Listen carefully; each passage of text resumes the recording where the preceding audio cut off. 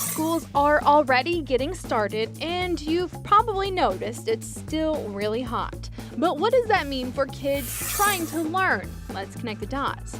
Turns out there is a connection between extreme temperatures and learning, and in Houston, the temperatures in August are still pretty extreme, hovering in the mid-90s.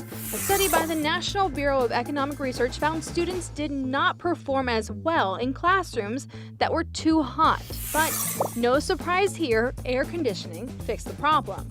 In fact, researchers at Harvard found that for every 1 degree temperatures increased, the students' ability to learn decreased by 1%. So what is the perfect temperature for learning? According to experts, it's 72 degrees.